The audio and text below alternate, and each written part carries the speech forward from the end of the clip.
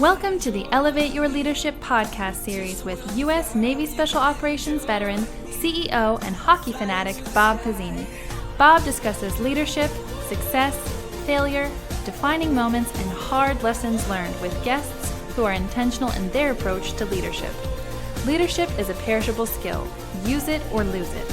In this series, entrepreneurs, industry executives, academics, public figures, and other highly effective professionals share their formulas for success with you.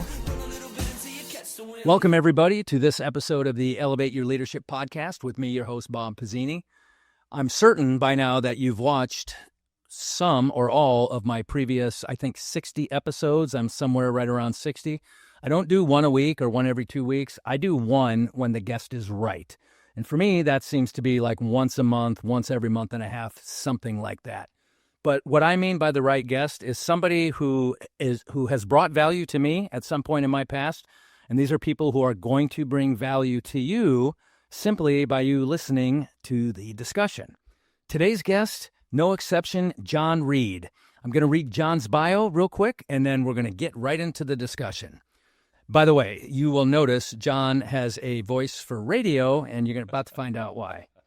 So John is a lifelong Virginian, a trusted voice in conservative media, and a bold leader with the experience and communication skills to deliver real results for the Commonwealth. For the past 8 years, John has been the award-winning host of the WRVA morning show on one of America's longest-running conservative talk radio programs. Every day, Virginians across the state tuned in to hear John speak with clarity, common sense, and conviction about the issues that matter most. By the way, I was a guest on John's show one day, maybe 2 or 3 years ago. Great guest. Thanks. Shortly after my book came out, and John was nice enough to have me on the show to discuss Elevate Your Leadership, and that was a wonderful time as I was promoting the book. John is the founder and chair of the Virginia Council, where he brings together parents, educators, and community leaders to defend Virginia's cultural heritage, promote civic education, and stand up for values that make our Commonwealth strong. He began his career in public service as one of the final interns to President Ronald Reagan in Los Angeles. Reagan, my all-time favorite president. I have Reagan memorabilia in and around this podcast studio. He went on to serve as communications director for U.S. Senator George Allen, former guest on the Elevate Your Leadership podcast, and later led national messaging efforts as chief communications officer for Iraq and Afghanistan Veterans of America, the largest new generation veterans organization in the country. Before returning to radio, John spent over a decade as a television news anchor and investigative reporter in Richmond, covering everything from crime and corruption to government accountability and consumer protection. John lives in Richmond with his partner, Alonzo. That has implications I'm going to ask you about, especially in this political environment. He's running for lieutenant governor to restore trust, defend our values, and lead with the common sense principles that make Virginia the best place in America to live, work, and raise a family. I live in Virginia. I work in Virginia. I'm raising a family in Virginia. That was a very conscious decision after 26 years in the U.S. military. John Reid, welcome to the Elevate Your Leadership podcast. I am so glad to be here. We've been talking about this for a while, and I'm glad we could make it happen. Yeah, for sure. Well, John, what I didn't mention is John is running for lieutenant governor right now, and so he is quite busy. I was wondering when you might work that in. Since I'm unemployed at the moment, looking for my next job, that's pretty important. Yeah. So we've been trying to get schedules worked out to get him on the show for a while, and we finally made it happen. So welcome, and super happy to have you here. Look, I just read your bio. It's really your professional life. It's everything you've done as an adult.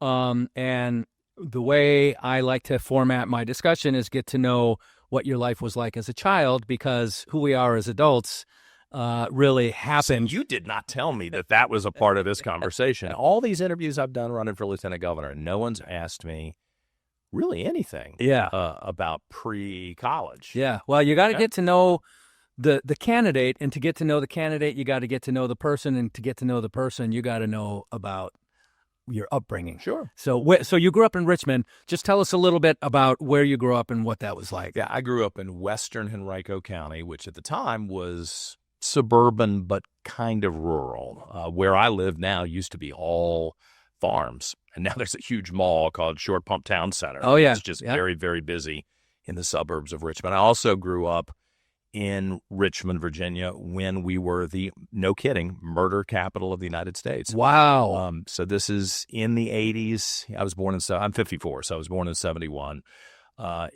Throughout the 70s, there was a big drug running operation up and down Interstate 95 and Interstate 64. So from the beach to Richmond and then up to New York, all the way down to Miami. Yeah. And that had consequences because there were safe houses in Richmond, and people would often get mad if a shipment didn't arrive or something was missing.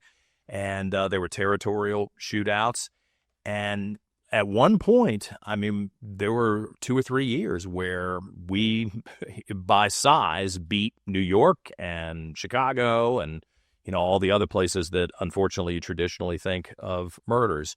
Then there was a big push under George Allen, as a matter of fact, to exile people from the area, and we suddenly started to find out that if folks were not allowed to stay in a Virginia prison, if they were sent somewhere else, that wasn't as appealing as seeing their friends in prison. I mean, it's a weird cultural dynamic. Yeah.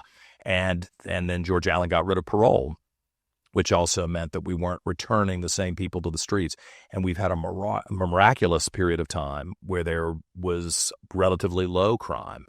I'll go political with you a couple of times, I'm sure, as we go through this, but Democrats have changed the calibration here and the calculation. They're letting people out of prison for sure a lot earlier. We've got 53 dead Virginians just in the last 5 years who have been murdered by people who were let out early when the Justice Reform Bill was passed by Democrats in 2020. That's kind of shocking to me. And then from a leadership perspective, I think it's fascinating and kind of horrifying that the killings today aren't about drugs. I mean, I kind of understand killings about money. I don't understand killing somebody because they post something on Facebook about your mother. I mean, getting mad about it, sure. Punching somebody in the face, okay. But pulling out a gun, going to their house and slaughtering them and their baby brother, that seems a bit extreme. But that's the culture that we have created. Yeah, not just in Richmond, but in the United States. And it's one of the reasons that I'm running is I think we have become way too passive about this criminal element. And that's not a black or white thing. It's everybody. We've got to crack down on that. For sure. So that's infecting our youth in a way that is there's so many negative aspects of it, but going back to your youth, so you grew up. That informed a lot of my opinions. Being in a place where I worked downtown when I was a teenager. I worked at a big bank in downtown Richmond, which now has moved to Charlotte, North Carolina. Was that your first job? I'm trying to think about it. My first job was running a snack bar. Okay. For summer school. Okay. Actually, yeah. All right. Probably be my first paid job was running the snack bar. Okay, And great. I was paranoid. I mean, this sounds stupid to say from a business perspective, but I mean, I sweated it out every week when we had to do the books. And I had to reorder everything for the next week's collection of kids who were coming to summer school. Was I going to balance the books, and was I going to do the right order of food that the kids were going to like? A responsibility for a young man. Yeah. I mean, I look back on it, I'm kind of impressed with myself for pulling that off. Yeah. I did that for several summers. I did the typical job that most kids do if they've got any kind of amusement park nearby. I ran the roller coasters at King's Dominion in Oswell, Virginia. That was fun. Okay. And then what a great summer job working at King's Dominion. Yeah, it was better than being in the vault at the bank, although they had little vault parties on Fridays. And I was underage, so I wasn't allowed to have anything to drink. But there was actually kind of a camaraderie. With vault the bank. party. All right. Yeah. I'm going to check with my banker friends out there on these vault parties. Still do that? Yeah, and if you do, I mean, I have plenty of banker friends, and I'm client in a lot of cases. And why haven't I been invited? They should invite you. That's to the right. Secret vault party. So I won't name any names, but Ross, you know who I'm talking to. I am thinking now that everybody has a phone and a camera. Yeah, Dave, you know what? You're having a vault party, Dave. Come on now. So living in Richmond was a very interesting experience. The suburbs were great. The schools were good. My dad was a middle school principal. Ah, okay. My mother was off and on an elementary school teacher, so I grew up with public school. Okay. Are they still in the Richmond area? My father passed 3 years ago. My mother is still, just a few miles from where we grew up. Oh, good. Okay. And Alonzo and I have a house right near the mall, 3 miles from where the house I grew up in. Oh, cool. Yeah. Wow. That is that's really cool. Sports. Did you play sports as a kid? Yeah, I ran track at St. Christopher's. I was a varsity letterman cross country and distance, and wasn't the greatest athlete, but certainly wasn't the worst. And it was a very challenging thing for me because if you're looking for insight, I will tell you, I have always been the tallest person in my class. Okay. If you go back, here I'm going to be vulnerable with you. So yeah. First grade, second grade, third grade, I'm a foot taller than everybody else. Wow. Look like a praying mantis. Seriously. Beanpole. Yeah. And there was a place at 5th or 6th grade where it all caught up. But, and I'm sure there's some psychiatrist who could examine this, but, not being coordinated for those first 4 years when everybody else is having fun does, I think, have an impact on your psyche as you get. I got over it. Sure. But how you talk to, I've talked to people who I think have no vulnerabilities at all. And then you find that one thing that's like a sore spot under the armor. And I've seen grown men cry for something like that. Yeah. Fortunately, I'm not that vulnerable about this, but it did impact, my comfortability with other people. Fortunately, by the time I changed schools and went to St. Christopher's, I was brand new in 9th grade. Okay. It was the fresh start. It's one reason. I'll pivot back to public policy here for a second. We had just enough money where I could go to a private school. And it was a really good thing for me. Not that anything bad had happened to me in the public schools. I was student body president in middle school and had done pretty well. But I needed extra attention with math. And I really look at that and think, 9th through 12th grade, I was a different person. Okay. When I left for the summer of 8th grade into 9th grade and then started a brand new school with new people who did not know my backstory, who did not know me as the skinny. Yeah. Not you ain't picking on you. Yeah. It's a totally different experience. I wound up being student body president there too, which was, awesome.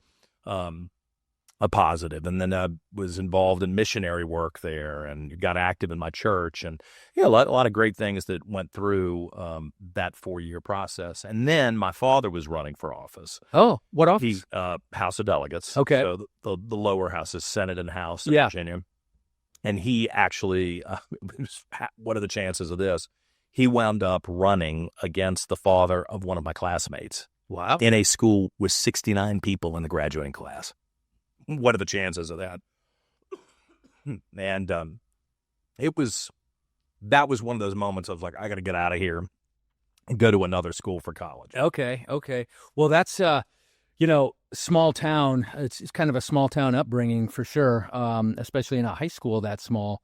And then was it during high school that you said, this is where I'm going to go to college and this is what I want to study? Or how'd you shape your life after high school? I wanted to start working. I really wanted to do television, and my parents insisted, no, you can go intern in the summer. I worked at the CBS TV station in Richmond one summer. Got a lot of experience, great. I really think they did it illegally, probably. I'm not sure you were supposed to have a high school student running cable all over the town. And, but I went to city council meetings. I was at the minor league baseball stadium, every time they had a game. I was at the scenes of murders and drownings. It was pretty dramatic at age 16. Were you the on-camera journalist? Nope. Or you were the... Oh, I was the grunt. Man. Yeah. I was dragging cable and cameras and heavy cases, and the on-air people were happy to have someone like me who could sweat it out while they sat in the air-conditioned car to look their at hair and makeup. Yeah. So I began to learn the pecking order of television too, but I really wanted to start working in TV. But my parents correctly at the time, I'm not sure that their advice in 1988, 1989 is the same advice that I would give a teenager today. Just the nature of higher education, absolutely, the cost of it. I'm not sure that it's the same equation. 100%. Return on investment. So many parents have these. I've had these discussions this past weekend with so many parents. The trades are in high demand. The trades pay incredible money. And, there's a meme floating around out there. It shows the college-educated person who didn't get a job, couldn't find a job in their chosen field of education, and they're working for, the air conditioning. Started at age 18. Exactly. The guy who got his journeyman in electricity or plumbing or welding or whatever. Now, with the internet, seriously, do you need to go and sit in a classroom for a certain number of hours for 4 solid years? Or if you really are motivated to learn the classics, to appreciate a traditional liberal arts education, you could find a curriculum and pursue it yourself. Kind of like, some people read the law. They didn't go to law school. Yeah. They just read the law. Right. I think that may be a better alternative, depending on what your life goals are. Sure. And I've got the perfect dichotomy because my twin 21-year-olds, son and daughter, right? My son has been in advanced placement, his whole academic career. He's going back to Virginia Tech for his junior year, knows what he wants to do, very focused, and his college degree program takes him in a very specific direction that he's been focused on for a long time. My daughter, on the other hand, general idea, not so specific. And so my guidance to her is get a job doing something you enjoy, and try and cultivate that and try and take that somewhere. And then if you can work some education in and around that, it's, again, something you're interested in that's going to enhance either your job or, get you, then do it. But if you're not ready for education to be your priority, then don't make it your priority. Yeah, and don't rack up the bill. Yeah, and don't rack up the bill. That's the meme. The meme is these college kids are $100,000 in debt, and they got a college degree, and the electrician has no debt, making $100,000 a year. Yeah. And probably happy with their day-to-day life. For sure. Well, even with all the things I've done in my life, I've always been envious of bricklayers and carpenters and tile people who, at the end of the day, they can look back as they're walking away and they can go, "Look what I built today. Yeah. Look at what I did today." That's just really cool. So, okay. So then, what was college like for you? It was great. No one knew me. I showed up in Waco, Texas, which at the time was a kind of a sleepy town. That was before the Branch Davidian tragedy. Okay. Before George W. Bush, as president, opened his ranch, 10 miles outside of town. Mm-hmm. And before Chip and Joanna Gaines showed up and bought up the whole town. Now, I haven't been back in years, but my understanding is they should change the name to Chip and Joannaville because Waco is theirs. Yeah. And people stop on their way from Dallas to Austin specifically to visit their world, their Disney World experience. But, it's a big football for sure operation. No drinking, no dancing, so it was a little like Footloose, which at the time was probably a good match for me. I often think... What school? Baylor. Okay. I'm sorry, did I say Baylor University? Yeah, okay. So it's the largest Baptist school in the world. Okay. And I think it's still dry. We would go to ball games, and you could get Dr. Pepper or Diet Dr. Pepper. And that was good. Or some water. And that was driving. Now, later I heard that people were bringing flasks in. You got to bring your mixer. Yeah, you got to bring your mixer. But there were consequences to that. And it was a very unique experience to me. Like Billy Graham's grandson was there. I mean, imagine going to a Baptist school and you're Billy Graham's grandson. Yeah, wow. Great guy. And I look back on that, and there were so many people who I met at that school, and I don't think I would have had the same experience had I gone to a UCLA or even a University of Virginia or Virginia Tech and that era. 89, 90, I graduated in 92, December of 92. I met some really very faithful, late teens, early 20s, very faithful, very thoughtful, very responsible people. Not to say that everybody was perfect, because that certainly wasn't the case. People had trouble. But I think it probably steered me away from some of the problems that other people often run into with college. When I left Baylor, graduated early, I'd worked on Capitol Hill for a congressman, and I got this opportunity to go work for President Reagan. And I was like, oh, yeah, I'm out of here. There's nothing happening in Waco. Let me get out. I'm done. Nothing happened. And then, of course, the Branch Davidian thing happens 3 miles from my house. But I moved to L.A., and I wound up being the resident advisor for my fraternity chapter at UCLA in Westwood. Okay. Great place. Interesting. Really enjoyed it. Fraternity advisor at UCLA. Yes. I had my chapter at Baylor, which was like goody two-shoes. And then a week later, I show up at UCLA in Sin City, right? Yeah, right. And, I will spare you some of the stories. Sure. But it was culture clash beyond belief, what I experienced at UCLA. And I've often thought, what is real about you, right?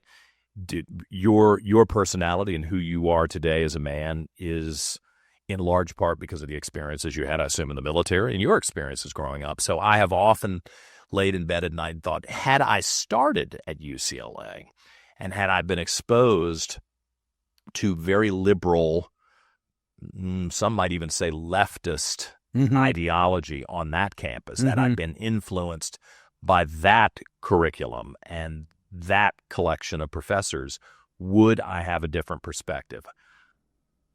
Good question. Intellectually, I try to wrestle with it and think. I think I was raised by very strong parents and raised in the church. And that's the majority influence. I think that's probably right. And I don't know that I would have been happy at UCLA. Even, we'll get into the gay thing here. But that gay was thing. I like that. Yeah, that's the polite way. Yeah. Other people have put it in much more blunt terms. But that was where because everyone was so open about sex. Yeah. I mean, it was everywhere. Yeah. Gay, straight, whatever. That was kind of where something that I had been suppressing began to be revealed. I think. Yeah. Okay. And, but yet nothing else changed. It's not like I went out and started, became a liberal or was smoking pot, every afternoon like some other people. And I didn't turn into an alcoholic. There were plenty of people who were drinking from morning to night. Yeah. Going to the nightclubs. I just wasn't doing that kind of stuff. So this is, when I am criticized today, and it's weird, at age 54, you should be immune to the criticism, but I'm still kind of puzzled by people who are so adamant about this. I'm like, there is really very little about my life that is quote unquote deviant. Yeah. And the one or two things that are quote-unquote deviant, I'm pretty upfront about it. Well, it's not like I'm trying to keep a secret. What do you self-define or self-describe as deviant about you and your life? I don't think, I don't know if I'd make such an admission. Yeah. For some people, just acknowledging this situation is very deviant. And it was a traumatic, from 1993. Acknowledging what situation? That you're gay. Okay. Yeah. All right. I mean, I'm telling you, man. Yeah. Especially when I came back to Virginia. I did a pit stop after I'd worked for the president for about a year. I did a pit stop back in Waco right after the Branch Davidian thing had occurred. Okay. I covered a lot of the aftermath and some of the secondary trial elements as a new reporter, and I was the overnight producer, 10 at night till 10 in the morning. That terrible job. Yeah. $5 an hour, which Yeah. was 25 cents less than I was being paid to run those roller coasters at King's Dominion, by the way. That's crazy. How weird is it? In high school, you're getting $5.25 an hour. Then you go work for a president, get a college degree, and you lose wage. But when I got back to Richmond, and of course, it's my hometown, so everybody knows me, then it became a real stigma. The gay issue. And you were open about it at that point? Well, or what they say, how to the closet? I don't know. It was a long time coming out because it's a weird thing. I don't know that young people today have the same burden that I did because they come out earlier. Yeah. But here I was in my 20s, pretty well known as a conservative. I just finished working for Ronald Reagan, for God's sake. Yeah. So everybody I met, I had to make a decision. Do I tell them the truth or do I keep them in the dark? Yeah. And then if they hear about from somebody else where they think I was deceiving them, I mean, that's not that it's the worst thing in the world, but it is a burden. Yeah. And it starts to wear you down and Sure. you're inauthentic in some ways. For sure. Yeah. So I understand that dilemma. Let's come back to that in a second. What was your college degree in? Political science. Okay. So I started in journalism and I had some great journalism professors. And I enjoyed it. And I had some great classmates. But I'll be honest with you, I looked around the room and was like, they're the cheerleaders and they're the football players. Yeah. And maybe this isn't exactly a match for me. So, and then I was, like a smart person, you're thinking, all right, I need a backup plan here. So if journalism doesn't work out, having a poli-sci degree may open some other career opportunities. So I got a political science degree.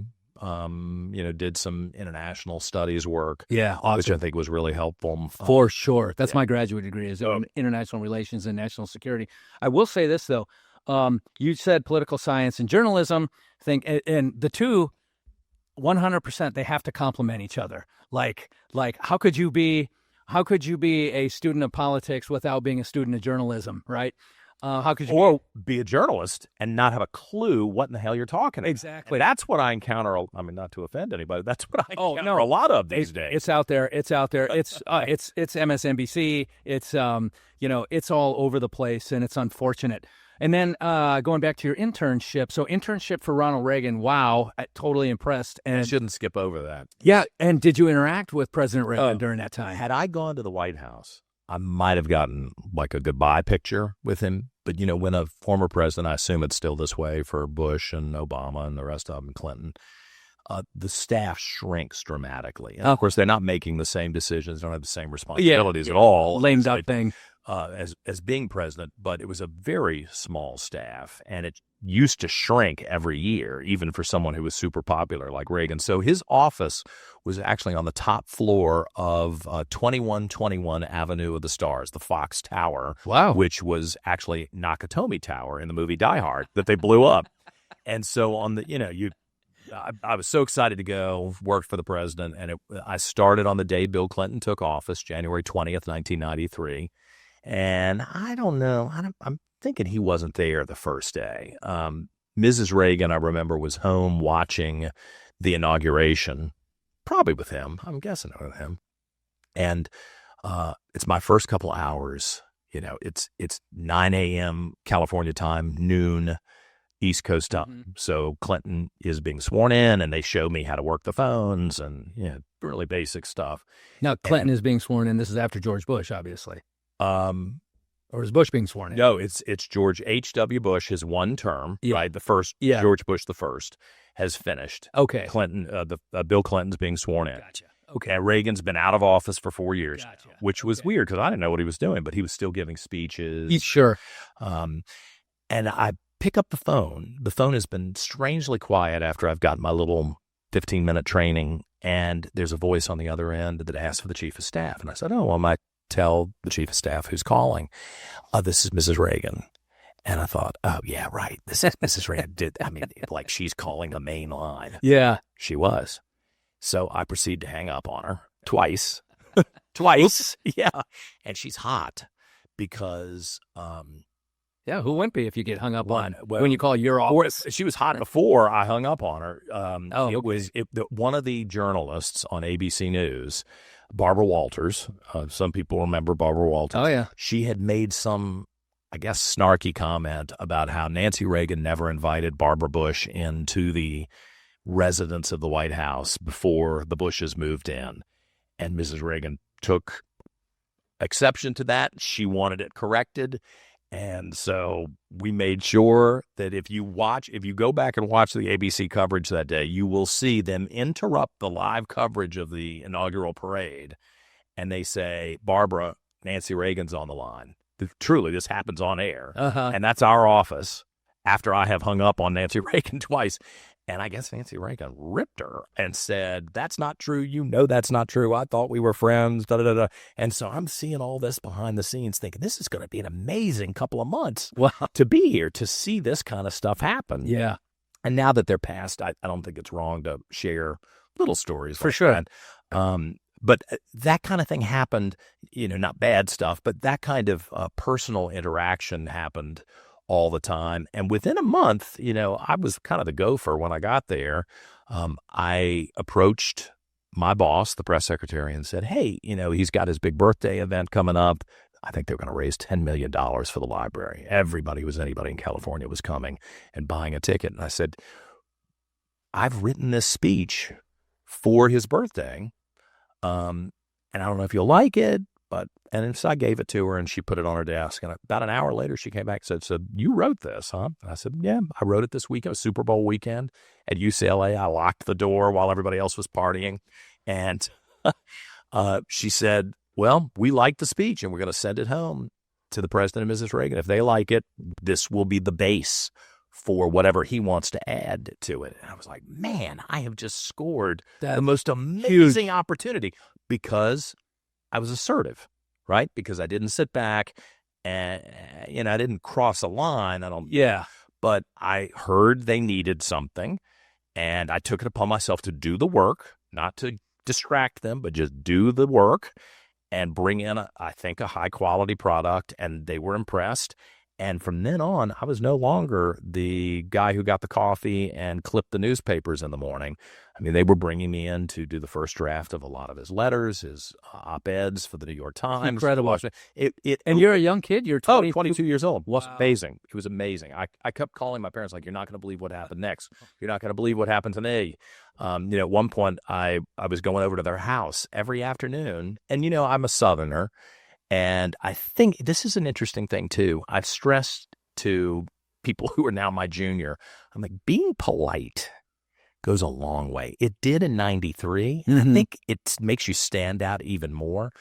I would always say to Mrs. Reagan, "Yes, ma'am, no, ma'am." And I listened. No one else did that.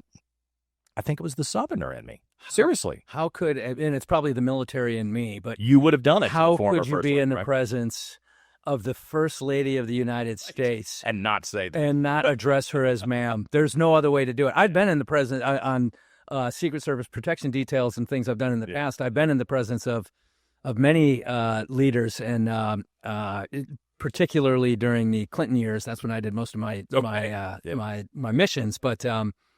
But I would never address anybody other than sir or ma'am. I think she liked that. Yeah. Granted, I was 6'3", dark hair, lean and in shape, and maybe that helped too. The combo, polite and that. Yeah. They were super to me for an entire year. It was just like a dream job. Wow. Traveling on the plane with them. Wow.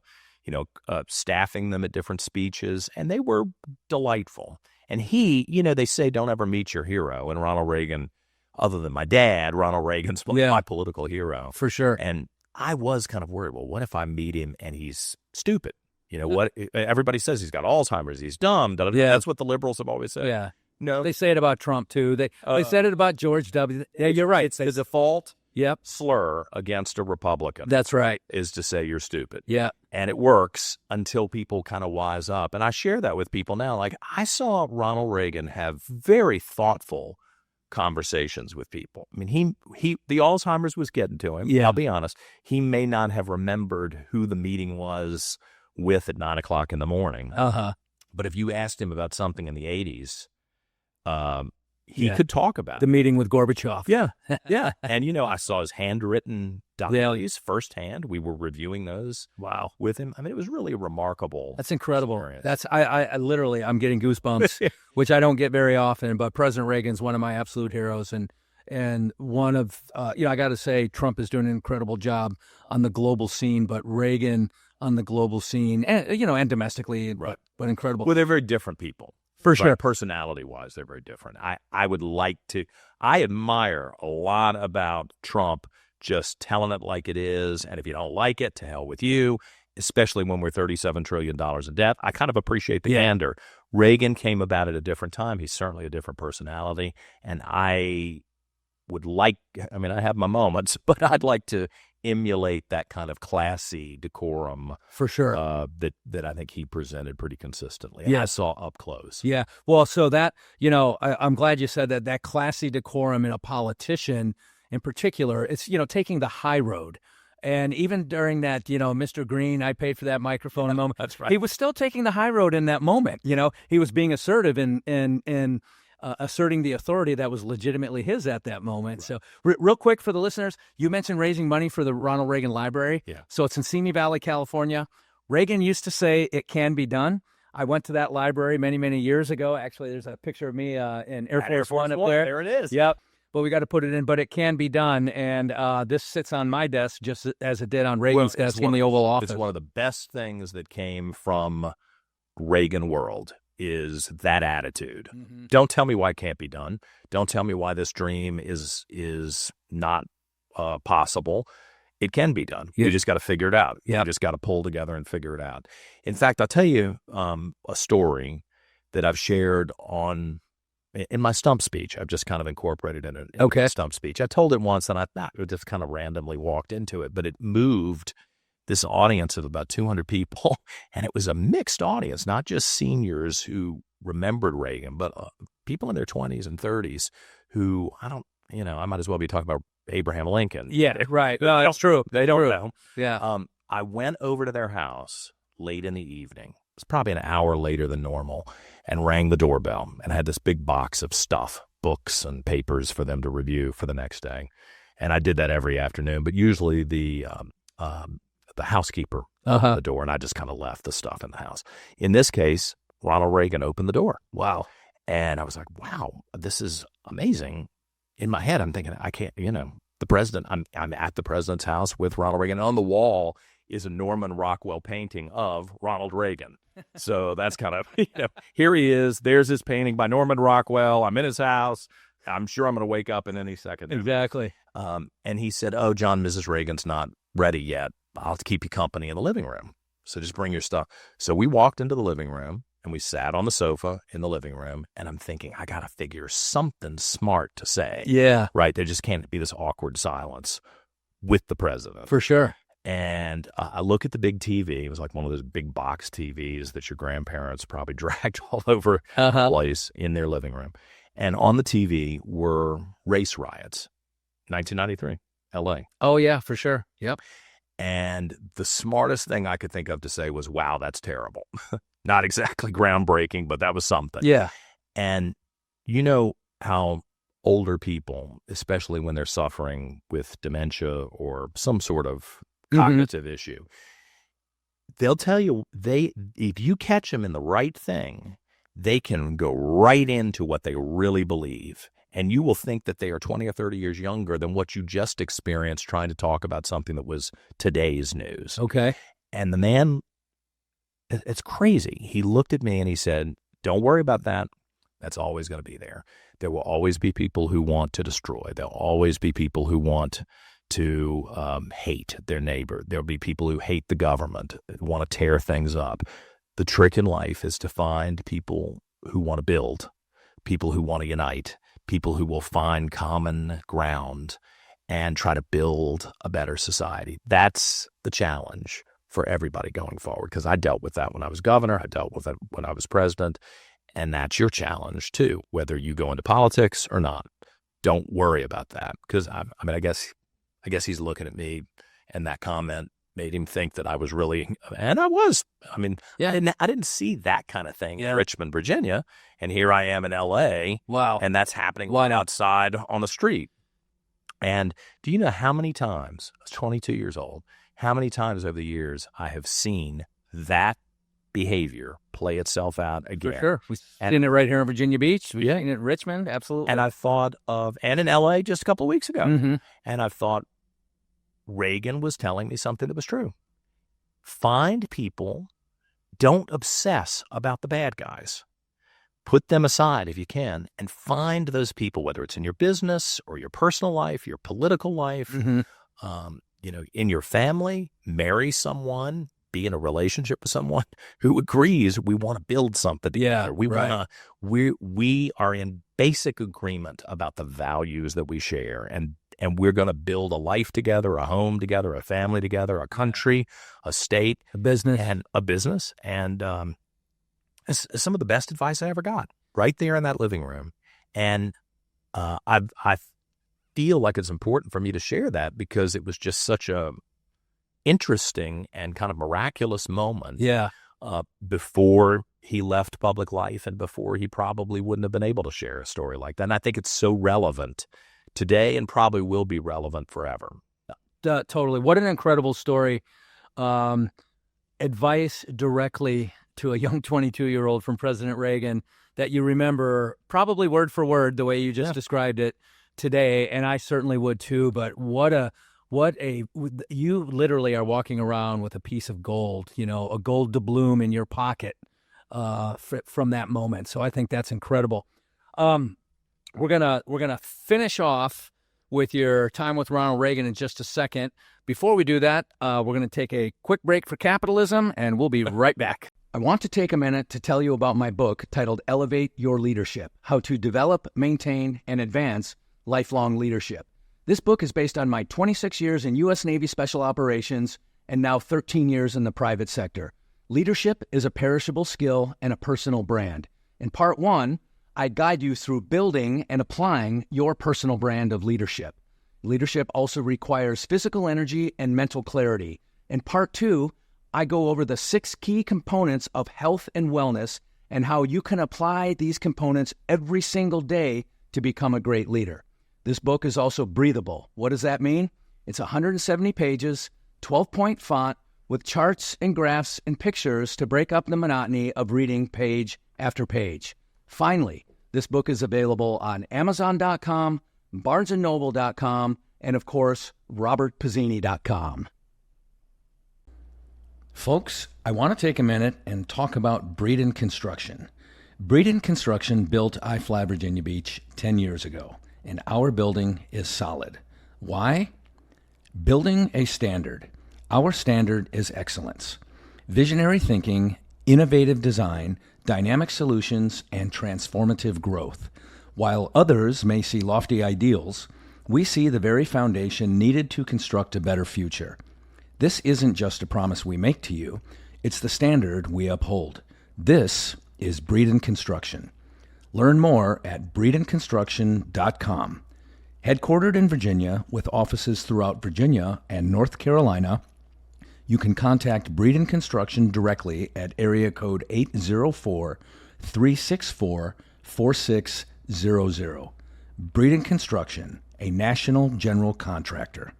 All right, we are back. We're talking to John Reid, candidate for lieutenant governor, former radio talk show host, former TV broadcast journalist, former intern to President Reagan. Holy cow! And we just talked about some wonderful advice that President Reagan gave John many, many years ago. How did you get the job to be an intern for President Reagan?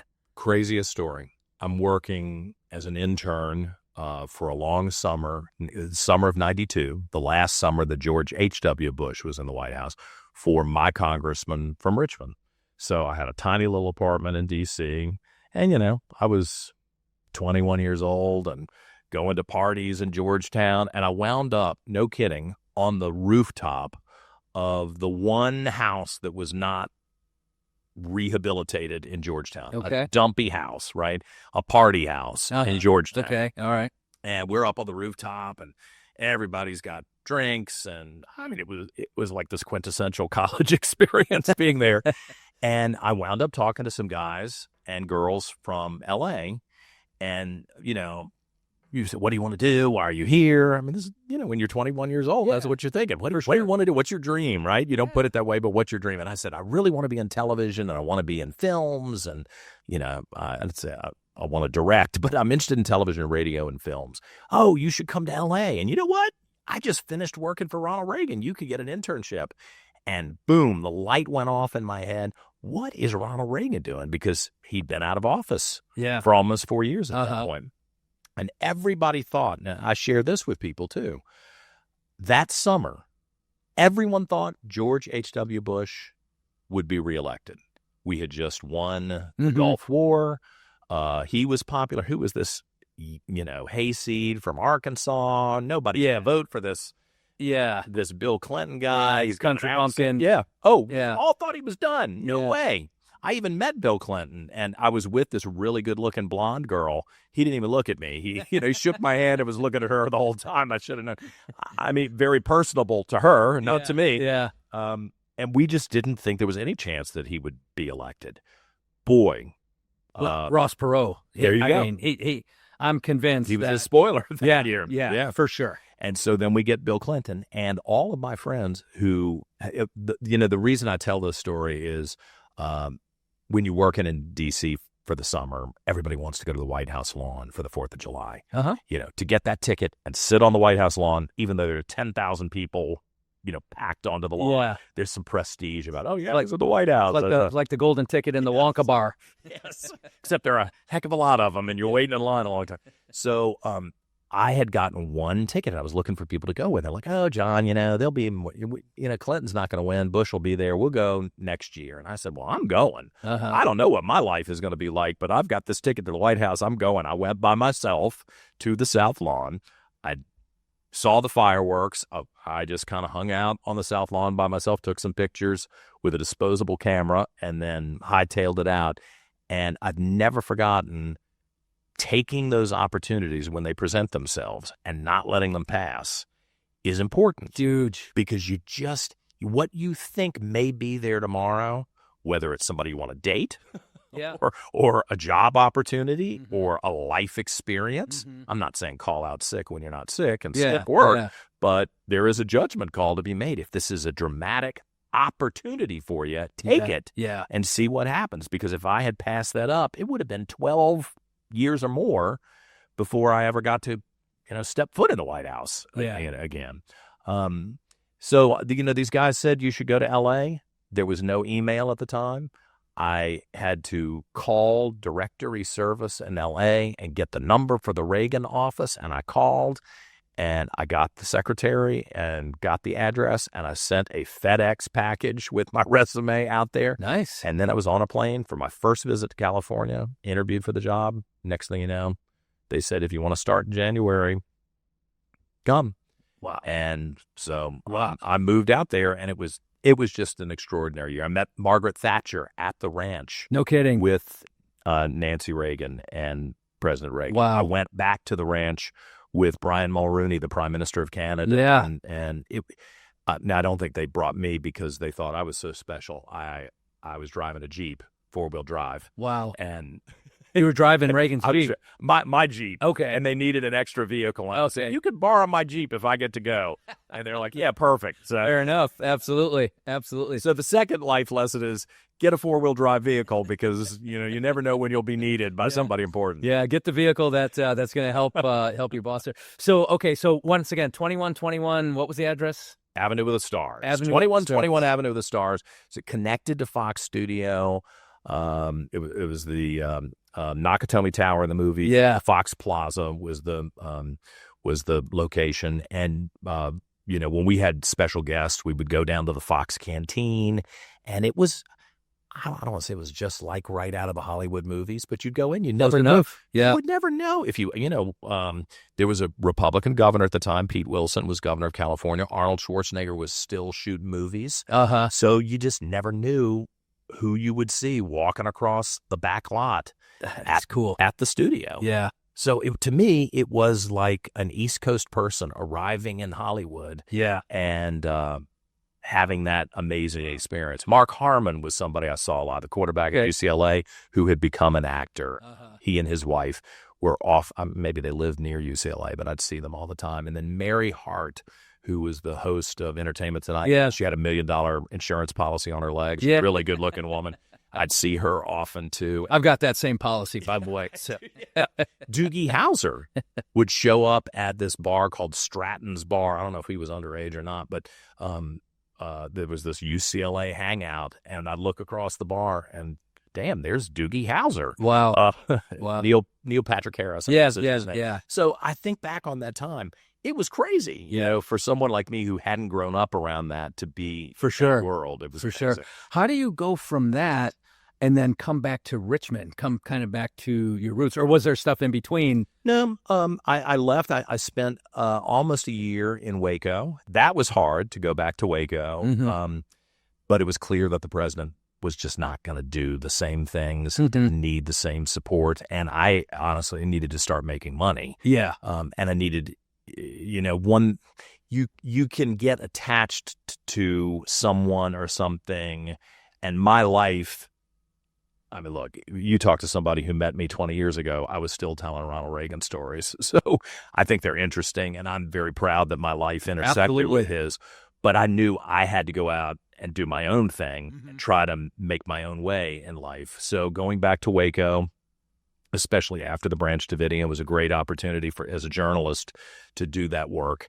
And then a couple of jobs opened up in different parts of the country. One as a main anchor in Lawton, Oklahoma. And I flew out to Lawton, Oklahoma, and I was like, oh my God, Lawton is even more sleepy than Waco. Wow. Nice people. Yeah. Super people. The big, not the hustle and a big military post. Yeah. Especially compared to, LA. And then the job opened up in Richmond. I was like, hometown, my grandmother and grandfather can see me on the TV. Yeah. Let's do this. And I was going to be an anchor, and I was smart enough to know that that's where the money was. Okay. That's where the celebrity status, if you want to call it that, was. And it served me very well for 10 years, financially and from a reputational standpoint. Yeah. From a practical standpoint, you're not stuck in 32-degree weather with the snow coming down and, a hurricane barreling in on you. You're in the studio tossing to that person, and that makes life a little better. For sure. That's funny. Okay, so then let's hit the gay thing, because that was the time frame, right? You're college, you're a young adult, at what point were you 100%? I know for sure that. Well, I think by the time 1993 ended, I kind of knew, and I had interacted with some people where I was like, oh yeah, this feels different than previous experiences. But it was still, I didn't want to go back to my hometown and embarrass my family. Sure. There was a weekly newspaper that was kind of the avant-garde, I don't want to say left-wing rag, because that's not true. It was the artsy newspaper, right, that all the Democrats would have picked up. Okay. And came out every Tuesday morning. So on my way to work, I would stop Monday night when they would drop off that paper and go through the paper, because I don't know why I was so paranoid that they would be the ones to out me. But it was a terrifying experience that somehow I would be the shame of the family and the embarrassment to the whole family. And that went on for a couple of years. And psychologically, that was very difficult. And I was a decent looking guy. I was in much better shape then than I am now. And tall, course, what are you, 6'3"? 6'3", yeah. So, women were interested. Parents were interested in this nice young man who's on the news, dating their daughters. For sure. And it just became awful. It was horrible. And I didn't want to embarrass the girl. Yeah. Do you want to go out with me? And then the next thing you know, somebody finds out what the deal is, and then you're embarrassed. And it was bad. And so it was such a wonderful time career-wise to get that opportunity. But for me, it was hell. Yeah. Mentally, to try to balance that. And then, occasionally people are ugly. It's nothing like social media now. I swear to God, had I been on television today with those attitudes today with social media, where people don't think twice about sending you a nasty email that's really hyper offensive and insulting, or commenting on a picture about whether you're fat or whether you're, gross, or people just lose all manners. And I'm not sure I would have made it. Seriously, I would get these handwritten letters calling me the F word, and of course it would make me paranoid. Am I displaying that? Where did they hear this? In fact, the general manager of the TV station at one point called me into his office, and he said, "Everything is fine. I don't want you to freak out, but look at this picture." And so I pick up this little envelope, and there's a picture of me in a regular T-shirt, probably a little tighter than a straight guy would normally wear, but a T-shirt. Okay. And I'm walking down Pennsylvania Avenue in Washington, where no one knows the anchor man in Richmond, right? Nobody in D.C. cares about the anchor man in Richmond. So I'm not doing anything wrong. No PDA, nothing inappropriate. But someone had snapped a photo. And this is before cell phones, where everybody can snap a picture, whatever, and had gotten it developed and sent it to the general manager to try to get me fired. Wow. And said, "Do you know what your anchor is doing on the way?" Well, I wasn't doing anything except walking down the street, and there were gay flags everywhere. And he said, "I am sharing this with you because you want to be careful. This does not bother me. I'm not worried about it. but you just want to be cautious. Uh-huh. And that was when you go back to, God, this was maybe 1995, this was a very enlightened view because my contract actually said you can be fired without notice, no back pay, nothing, if you bring the television station into mockery or discredit upon the radio station. Yeah. And every time I signed a contract with that in there, I thought, am I about to have that happen? Yeah. So, you live your life thinking you're one, not even secret, but just one misunderstanding away from losing your career. And in my case, being in my hometown, embarrassing my father, who was in the legislature, embarrassing my mother and her church friends, and she sang in the choir, and my sister. It was bad. And then over a period of time, I don't know what exactly changed. I met some good people who were actually ex-fraternity guys like me, so I felt a certain affinity. Some of them were ex-military, ex-Navy, ex-Marines, and of course, one of my friends who was gay had joined the Marines, and that hadn't worked out too well for him. One rumor, that was it for him. Well, that was probably during the Don't Ask, Don't Tell, or even before that. Before that, being gay was a disqualifier for military service.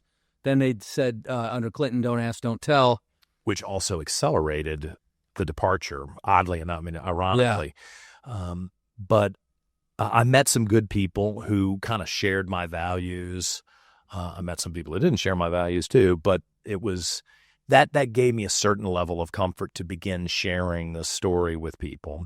And by the time I got halfway through my 10 years on television, I think it was, wasn't something I necessarily announced on the air, but I forced stories in to the 2-hour newscast that related to these issues. Because I had some editorial privileges at that point. It was my show. I offered commentary. That was one reason the show was so successful, was that I went off script and was able to offer commentary. That's why this show is so successful. I bet it is. I bet it is. And I began to feel more comfortable. But then I go work for George Allen, the former governor of Virginia, who's in the U.S. Senate. Who's also been on this show. Oh, I already said. Who's great. As a Virginia Beach guy now. Yeah, he escaped to Northern Virginia, the People's Republic, and is living in freedom down here. I went to go work for him, and you know what? 2 months into my time with him, because he wanted a native Virginian who knew media and, could handle himself in D.C. 2 months into the time that I was with him, George W. Bush, who I also like and support, I'm not beating up on him, but he proposes the constitutional amendment against gay marriage, and all hell breaks loose. And everybody wants to get me fired from this job. I mean, a letter writing campaign from conservative Christians and liberal Democrats who were like, how dare you? I mean, everybody had a different perspective, but the bottom line, I was a piece of garbage for being me. And I will never forget, and I don't know how people will feel about this, the senator knows that I tell this story. I thought I was going to get fired because there were so many letters coming in, and it was atrocious. The children will not be safe at the Capitol with this predator. I was like, what in the hell are you talking about? Yeah. It was sick. Yeah. The attacks were sick, and that made me feel terrible. I got called into his office, and he said, John, sit down. I thought, he's going to fire me. I'm a liability now. I'm not an asset. Right. The staff cannot become name the story. Name of the game in politics. Yeah. He said, I'm sorry this is happening to you. It is unfair. And as long as I'm here, you just keep doing your work, put your head down, focus on what's right in front of you, do a good job. You're solid. I have no complaints. You're staying.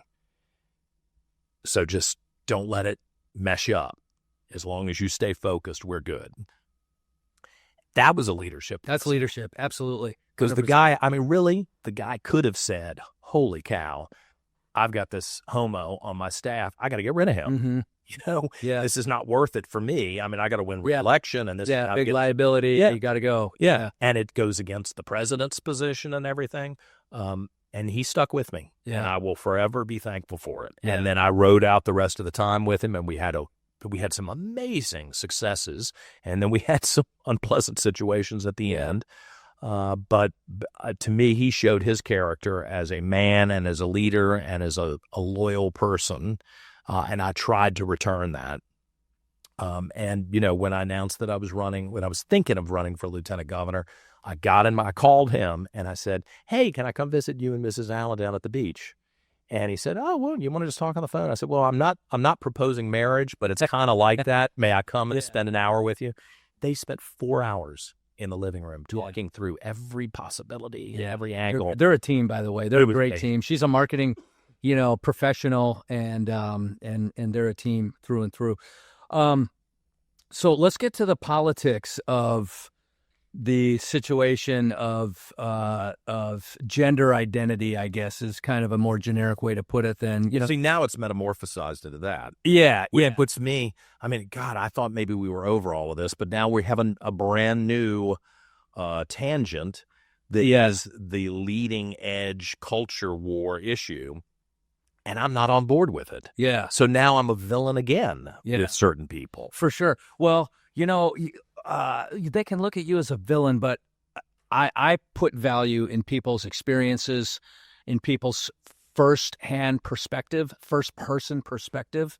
And I think, depending on what you're about to say, okay, I think you bring a lot of value to the listener, because at some point in your life, you probably, you tell us at what point you said, I'm gay, I think I'm gay, I'm gay. But where I'm going with the question is, with this terrible gender reassignment and these medical procedures that are taking place, I mean, what is your answer to that? A 15-year-old who says, "Mom, Dad, I think I might be gay," or a 15-year-old who won't tell mom and dad, but will tell the teacher or tell somebody else. I mean, there's so many different ways this could go, but we have to represent the best interest of a 15-year-old who does not always know. They might turn out to be gay. They might not. I don't know, but it's a tender age to make such a life-altering decision. Yeah. Where do you stand on that politically, and how does your experience guide your thoughts?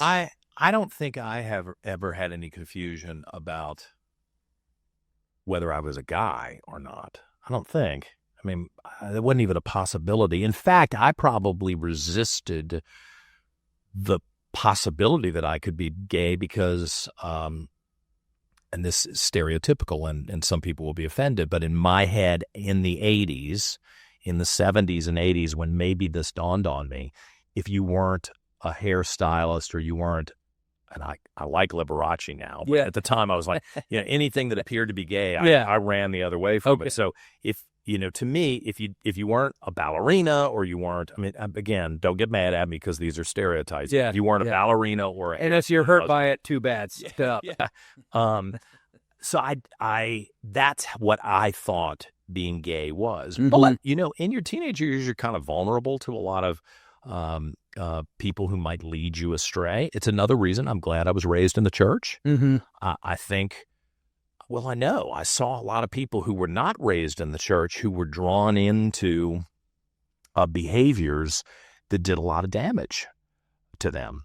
They started drinking early, started doing drugs early. Well, if you're conflicted, if you have mental anguish over, am I gay or am I straight? An escape from that would be drugs and alcohol. Yeah. Oh, yeah. And, this is not an indictment of the gay world, but it is an observation. There are a lot of people who are more than willing. That's kind of the subculture of late night clubs and dance halls. And, where you going to meet somebody to go out on a date at Mass on Sunday? I don't think so. Right. Maybe, but probably. Yeah. You want to go where you're going to meet people who are of your, and it doesn't have any parameters at all. And, I've been around it, so I've seen it up close. I will tell you the gender identity issue, I think is a mistake. Mm-hmm. And from a public policy, on a personal level, I have witnessed people who have never been happy. They have portrayed themselves as the opposite sex. Some people almost pass for that, even without plastic surgery, they were kind of effeminate and slight of frame, and so they might be able to pass. Some of them have been drag queens who've been entertainers. You know, what do you say?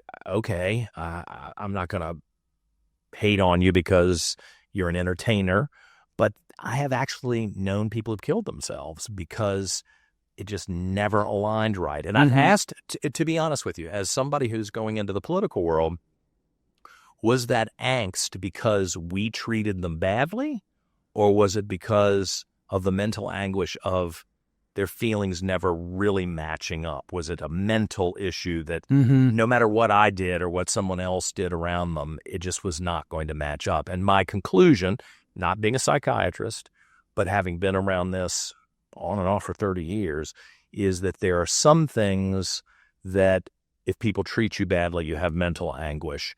There's some things that even if everybody goes along with you, you're still going to have the mental anguish, and it is likely not to end well. And there have been a couple of cases, 2 people in particular who I know who are deceased, and a couple of other people I know who have been in real trauma and have hurt themselves. And it is one of the things that's motivated me as a political commentator and now as a candidate to be a little more aggressive about this issue, because I don't think we're serving these individuals well by giving them carte blanche, especially as children. You know, once you're 18, hey man, it's on you. This is your life. That's the law. That's the law. And there are plenty of friends of mine who have made big mistakes, and I warned them, you're about to make a mistake, and they do it anyway. And it's their life, not my life. And I'm a big believer in freedom, and that the government shouldn't be interceding and micromanaging everybody's life.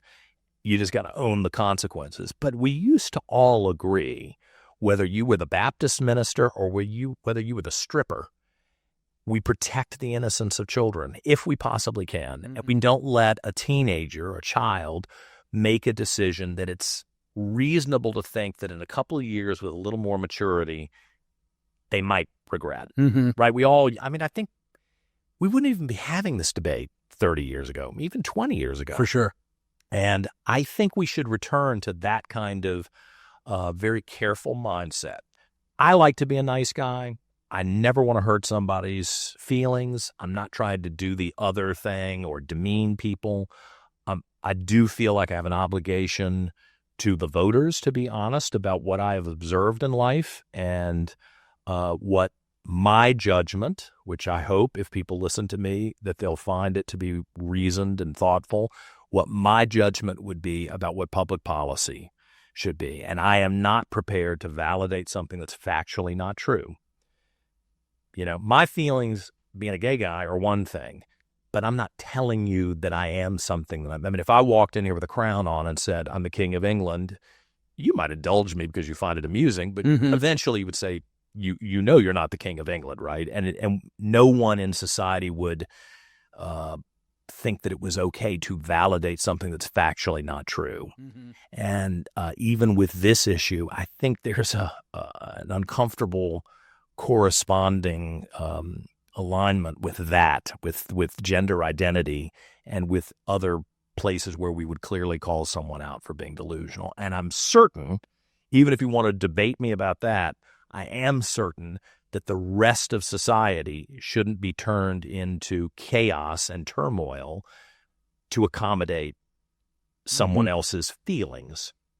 Like my sister, who played volleyball and basketball in high school and then went and rode crew in college. She's tall too, I guess. She was a much better athlete than I was. I would not want the next generation of young women like her to miss out on opportunities because for some foolish reason, we felt like we needed to accommodate somebody who wasn't an actual woman. Yeah. An actual girl. You're talking about in sports. Yeah. And my mother. Yeah. If she were to go to the spa or to get a massage, I think it's important for her to know that her private spaces that traditionally have been reserved for men and women in a segregated sense, I don't think that's unreasonable. I think that's very normal. And I'm constantly told by the leftists, by the Democrats, by the feminists that we live in a rape culture. Hey, I've been around a lot of guys. You know, you get guys going. I don't think it's a rape culture, but I have certainly observed aggressive behavior when a man wants what a man wants. Well, so there's right. Yeah, I think there's the apex aspect of the male versus the female, right? The predator. That's just kind of a natural. We try to civilize men, right? But let's acknowledge we have civilized that aspect of men for the most part. We're undoing it right now. That's the crazy thing. Yeah. We're undoing, and we're allowing some people who I think, like up in Northern Virginia, we have a prosecutor who's been, and now I'm going political on you, but we have a prosecutor who's been confronted on a number of occasions with a biological male who keeps telling everybody he's a female, but he's in intimate spaces with women with his genitalia exposed in the state that they're exposed in, and the prosecutor won't do anything about it. And women I think that's mentally harmful to women. I think it is unfair to the women in the society. Totally. Unfair doesn't even describe it to the level of severity. It's abusive. It's destructive. It's so disrespectful of a woman. It's so offensive. It's criminally offensive, or I don't know if it is or if it isn't. That aspect should be criminally offensive. But let's go back. Let's dive in, to the political aspect of it. Is there, just sports, for example, is there legislation in the state of Virginia, or is there aside from Trump's mandate, is there? Oh, yeah. Yeah. Yeah, listen, the lady that I'm running against gives me an opportunity to bring her up. Yeah, no, good. Her name is Ghazala Hashmi. Now, to her credit, I've met her once, and she was very polite. And I'm a Virginian, and I appreciate her being polite. So it wasn't an ugly experience at all.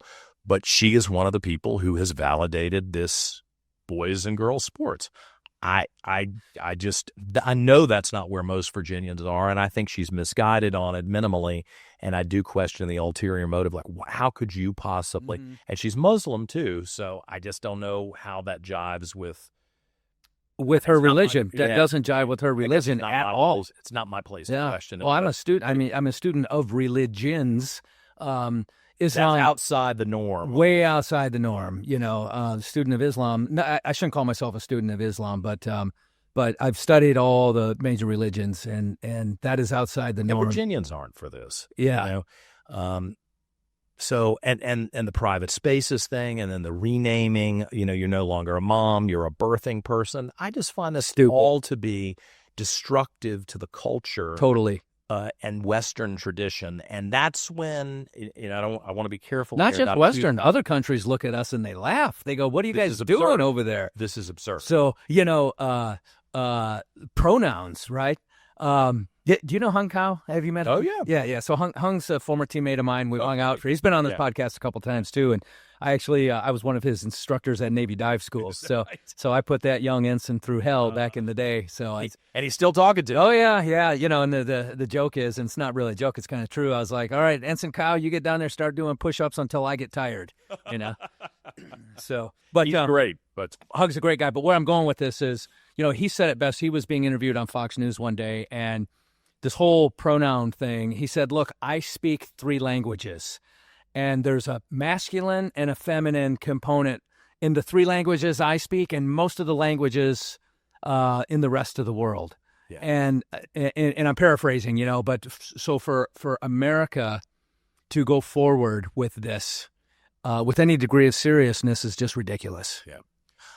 And I hate to assign nefarious intent to bad decisions, but I'm going to do it in this case.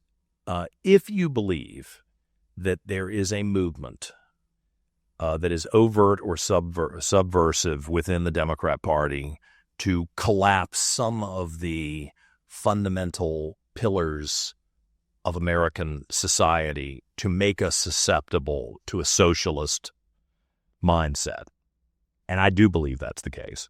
I don't think that means I have a tinfoil hat on. I think it means I'm observant. Yeah, right. I listen to what people are actually saying. There's a reason that this guy is the nominee of the Democrat Party for mayor of New York. and my opponent is kind of the female version of that guy.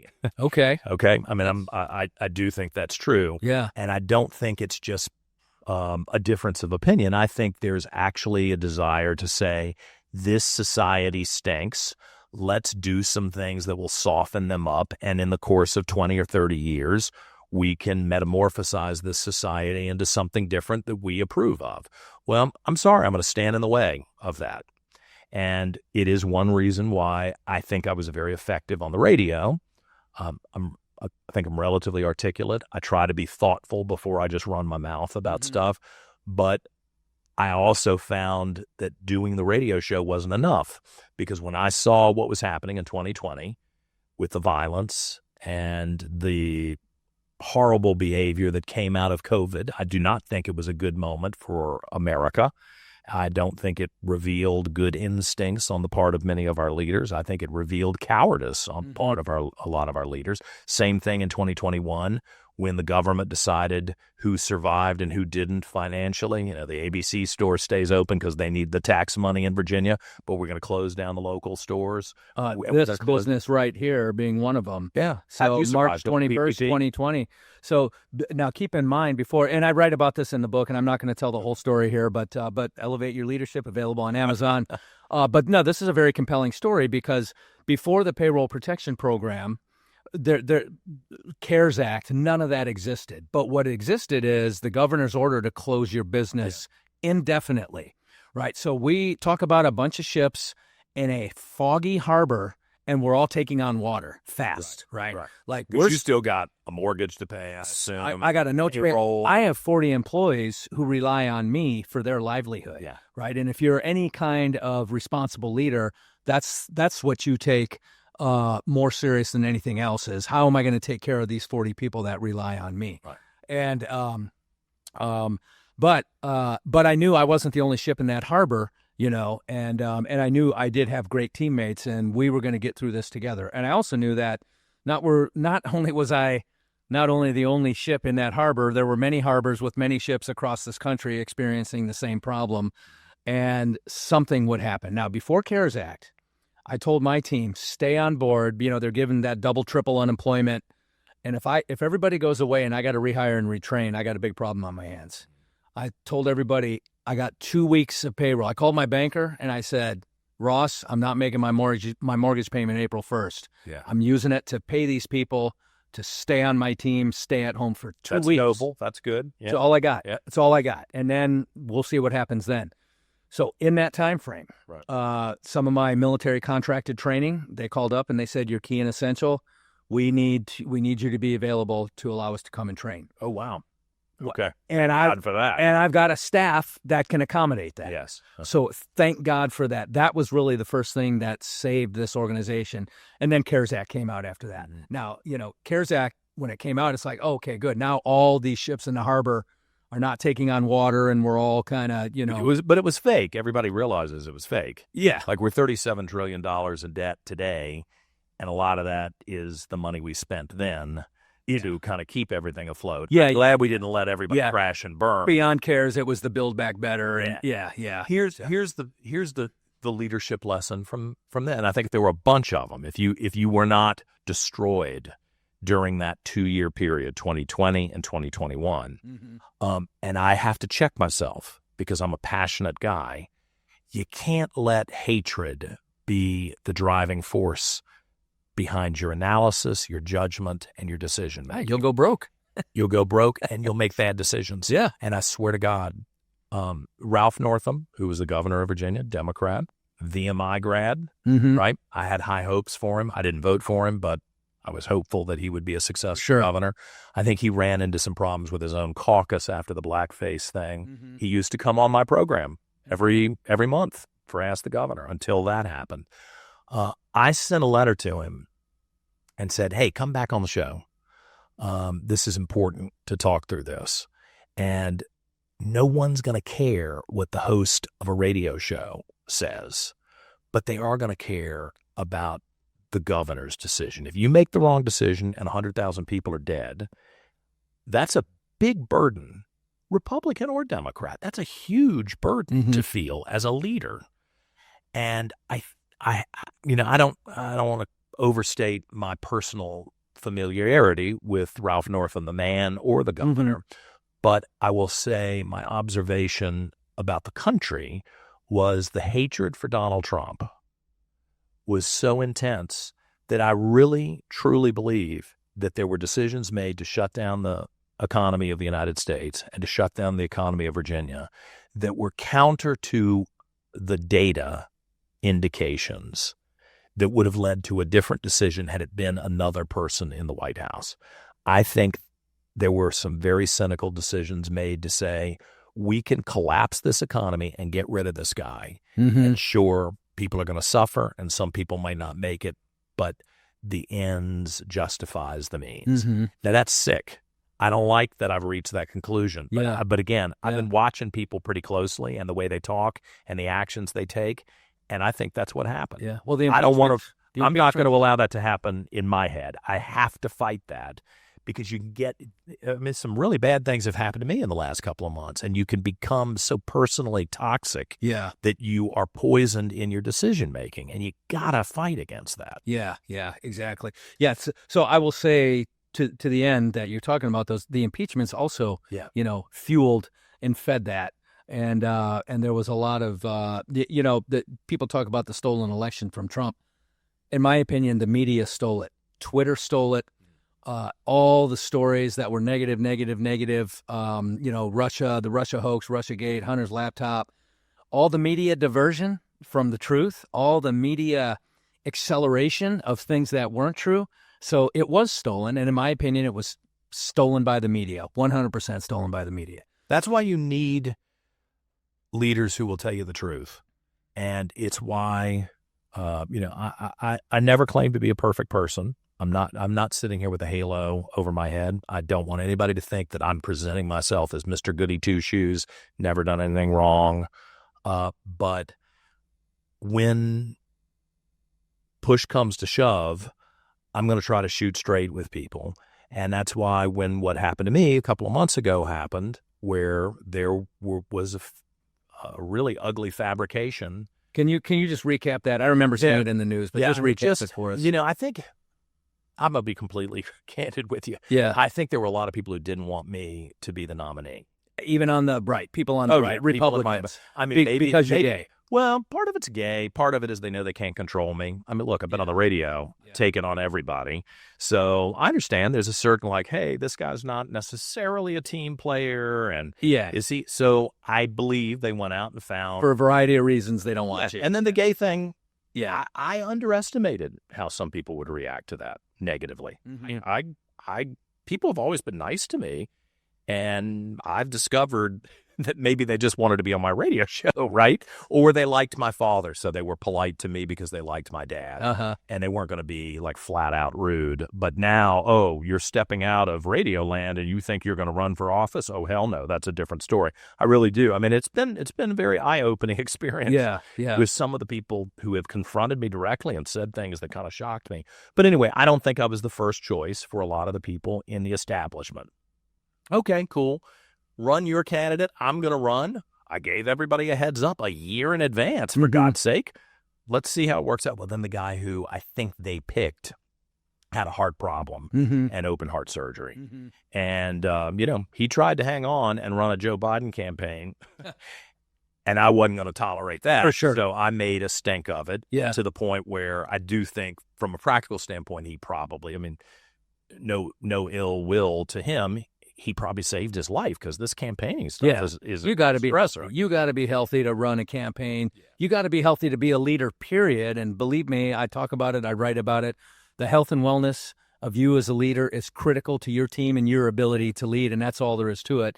And the campaign trail, that's a grinder, man. That's got to kill you. I worked on Kevin Adams' campaign for state senate. Seen it. Yeah. I saw him. As hard as everybody on the team worked, man, that guy, and you got to have that stamina. So and to be able to lead it. So when he dropped out, I became the nominee of the Republican Party of Virginia. And hey, that's just the way it was. I mean, I didn't pull a fast one on anybody, and I earned it. I got the 10,000 signatures. I traveled around the state. Mm-hmm. I spent 12 months talking to people. I mean, I didn't just show up out of nowhere. Yeah. And people knew me, so I thought that might get me through it. But I do think there was something going on behind the scenes, like, how can we get rid of this guy? Mm-hmm. So someone created a fake porn profile with this thing called Tumblr. I don't even think anybody has it anymore. But and later we hired a forensics person to prove that it was rigged, and someone renamed it with a name that I had used on other, and I still use on my Instagram account. And you know, I don't know who was in on it, who wasn't, and that's beside. Forensics weren't able to track that down? Well, we don't know. Okay. I chose not to go a legal route and open up a whole a whole new front line. Yeah. Like, I need to be focused on the goal, which is to win, not for me, but for Virginia. I mean, I quit my job to do this. I don't need to get sucked into a whole drama that's unnecessary. Yeah. And just real quick for listeners, you know, if you can avoid, I heard this the other day, it was beautiful. If you can avoid seeing a doctor because you're healthy, that's great. If you can avoid hiring a lawyer because you don't have legal issues, that's great. It's even better. That's even better. Save you more money. So you should try and avoid doctors and lawyers through good behavior and good habits overall. But litigation, you know, I own a business. I'm a public figure, and things happen all the time. And, you should sue. You should sue. You know, you don't want to put yourself through that. You don't want to put your family through that. What's your goal? Yeah. The goal is to keep this place open with happy customers and happy employees. That's exactly right. You go to make sure that happens. My goal is to be a good candidate, to be a hardworking candidate, and to win in November. That's the goal. And anything else is a distraction. So, when I was asked to step aside, I will tell you, it's good that I've been around this so long, because I was like, hell no, I'm not stepping aside. Why would I step aside? I haven't done anything wrong. And if you got something to show me, you show it to me. And then it was released to the press, which pissed me off. That's what they do. How many times did they do that with Trump, you know? Yeah. And that's when I was like, well, I'm not going anywhere. And I know I haven't done anything wrong. And I'm just going to keep on. But it was misery. I mean, God, it was like 60 days, total misery. And of course, it still hadn't stopped. I mean, I'm still getting threats, and people are sending ugly stuff to me to try to rile me up. I just decided that's in the past. Everybody seems to have moved past it. I do think there's a core group of constituents within the Republican Party who are glad to see someone have some spine and say to powerful people, for sure, I will not, just because you have told me something does not mean that's what, because I checked. They said, well, John, this is all your decision. I'm like, well, then the decision is made. I will not back away from anything. So everybody in the whole state can demand something, and I think I'm right. I know I haven't done anything wrong. Therefore, I will not back down. Next. And that's the way I've conducted myself since. Yeah. I do think that has been really tough, and I think it has impacted my fundraising. But that's okay. Yeah. Even if I were to lose this fall, I am 100% confident I made the right decision then. And, these people who keep threatening me, I have told them, bring it on. Mm-hmm. We got 3 more months, and you can keep threatening me, but I get up every morning. I work hard every day. I'm not getting a paycheck. I have very specific things that I would like to prevent from happening in Virginia, and other things that I'd like to help make happen in Virginia that I think will benefit everybody. And that's why I'm in this. I mean, believe me, the job pays $36,000 a year, and it's a part-time gig. I'm not getting rich off this. And I'd probably be better known by continuing in my media career than being lieutenant governor of Virginia. But I think you got to have some tough people who will stand up and not go looking for a fight. But if there is a fight to be had, then let's have it. Yeah. Yeah. So, the way I look at that is it's a call to duty, because you just nailed it. You make $36,000 a year as lieutenant governor. It's in air quotes a part-time job, but it's not. It's a 2 times. It's time and a half or double time with all the discussions and constituents and, all of the inner workings of the body politic of the state of Virginia. So you have to be resolute. and it is a call to duty as far as I'm concerned. So thank you for answering that call to duty. You mentioned some things you want to see happen. What are those?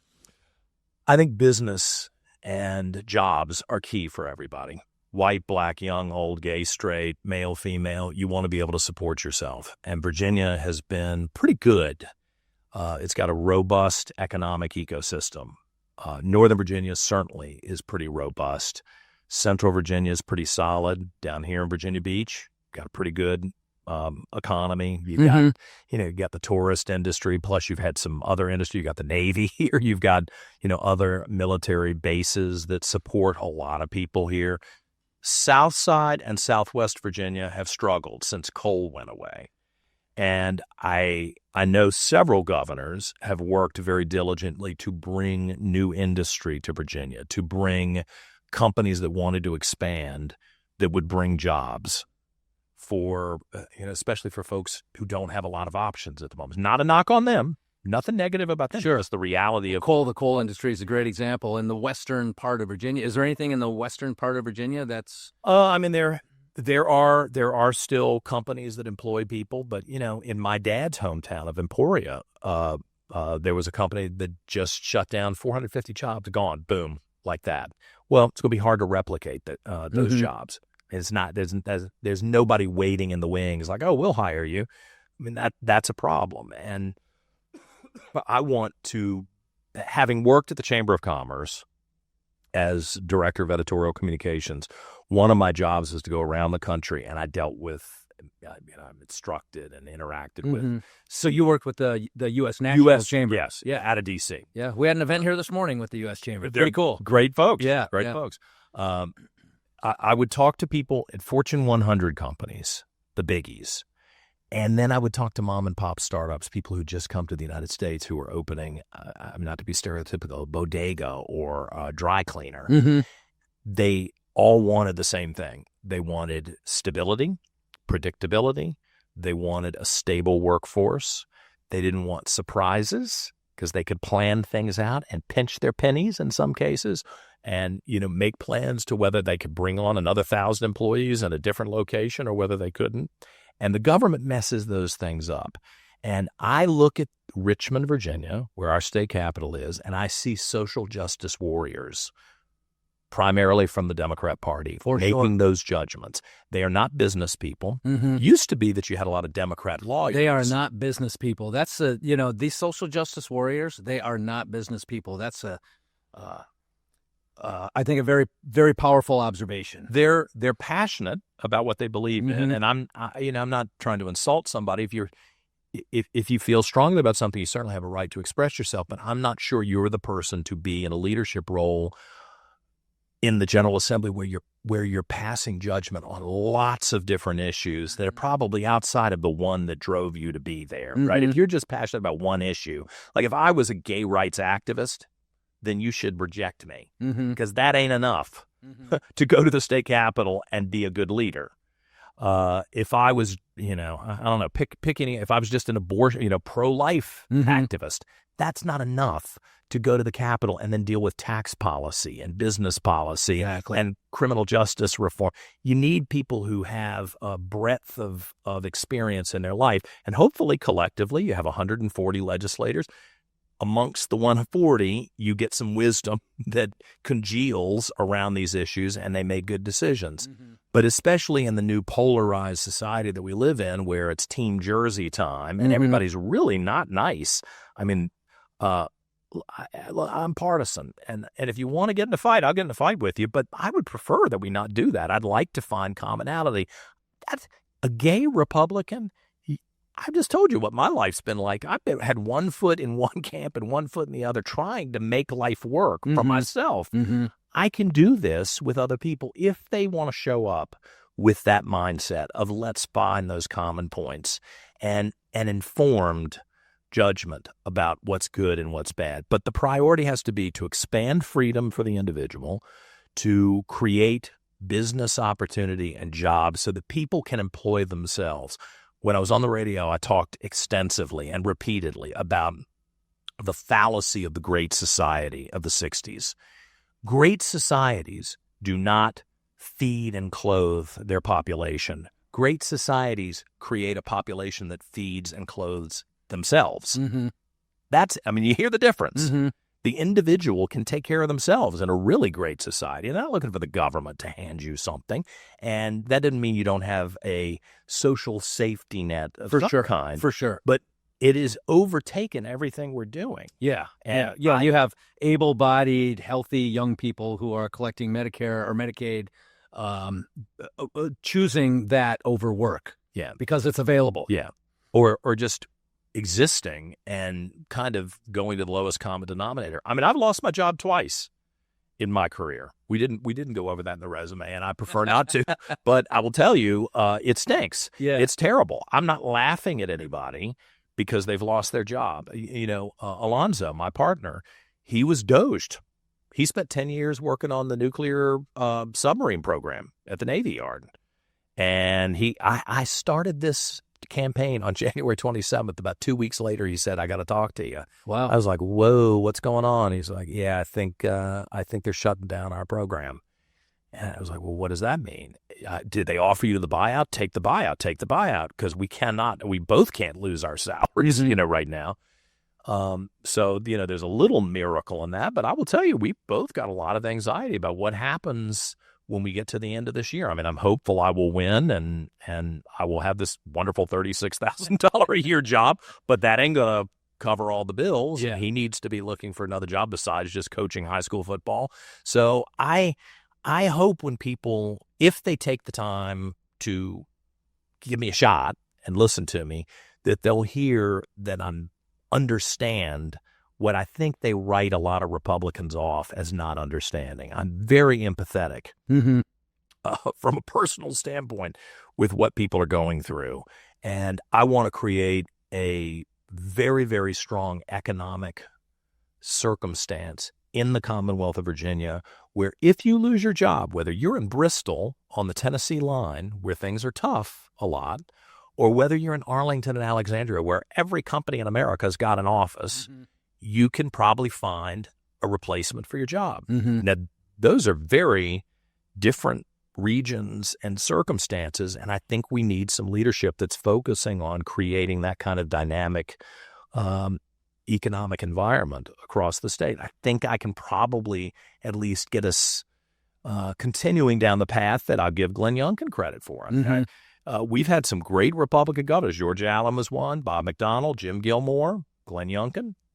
I'll even give credit to Mark Warner and Tim Kaine. I think all of the two Democrats who've kind of lost their minds now. But they knew that their success as governors was largely based on their ability to recruit. And that's one reason why in every speech I give, I talk about how important it is that we keep the right to work in Virginia, that you're not forced into a union. The Democrats have told everybody, hey, we're getting rid of that. You put us in charge, that's gone. You will be in a union. All 6 of the people who ran for lieutenant governor promised it, and Abigail Spanberger, the Democrat nominee against Winsome Sears, she proposed legislation in Congress to force that nationally. So, that goes right back to the business owner's perspective. Are any of these people, are they business owners? Are they responsible for the welfare of other people? How? And that goes back to the experience thing we're talking about earlier. If you have experience in life, if you've owned a business, if other people rely on you to make decisions that are in their best interest, right to work has to be part of the equation. To have a union tell me how to run my business and who I can hire and who I can fire. Oh, yeah. If that happens to you here in Virginia, this seat will be a union guy. Yeah. Telling you, the CEO, what you got to do. Yeah. Unbelievable. So, my opponent, I Unacceptable. don't think I'm wrong about this. I should go back and reread her bio. I think Ghazala Hashmi's experience, and I don't mean to be rude about it, is being an academic. I believe that's true. I don't know that she, maybe I should double check. I don't think she's run her own business. Maybe I'm mistaken. I don't think Abigail Spanberger has that experience. I don't know about Jay Jones who's running for Attorney General. I don't know whether as an attorney. And there's a difference between running a lemonade stand and, a multi-million-dollar enterprise. So, and I was a partner at this firm based in D.C. and had a lot of responsibility for our accounts overseas. I joke with people that they made me director of international affairs, which I thought at the time would get me an apartment in Paris or London, and instead they sent me to Kuwait. Yeah, that was not what I signed up for, but it was quite an adventure to be over there. But that also gave me some insight into, all right, I've got these people on the team. We got to clear this amount of money every month. We got to be able to take care of these people. I've got people coming and going from different parts of the world. This is a dynamic in some dangerous parts of the world. This is a dynamic that, if you're, again, no offense, if you're an ivory tower academic, you're probably not dealing with that. For sure. And we see that more and more on the liberal side, especially. I'm trying to think of the documentary that was on TV. Am I a Woman? Or what is a woman? Yeah. What is a What woman? Is a woman? Yeah. And there were ivory tower academics on there, and it was laughable how people can't just address some very basic, simple things. You should invite my opponent to come do this podcast. Oh, I should Invite her on, and you should ask her that question. Yeah, because I got no problem. Yeah, discerning male, female. Yeah, man, woman. Right. No problem.